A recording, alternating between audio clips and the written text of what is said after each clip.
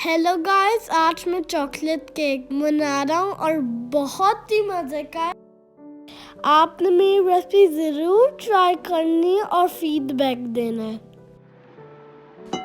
एक बोल में 2 अंडे डालें और चीनी डालनी है।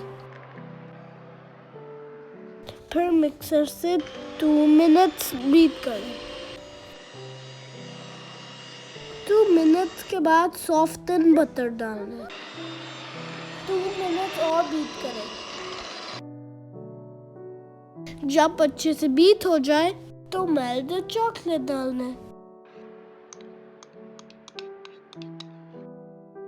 थोड़ा सा कॉफी पाउडर डालना है, फिर थोड़ा सा नमक भी डालना है। जब अच्छे से मिक्स हो जाए तो कोको पाउडर डालना है। फिर अच्छे से 1 मिनट बीट करेंगे।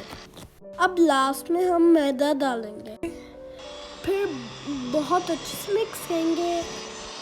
बेकिंग टिन में केक बैटर डालेंगे।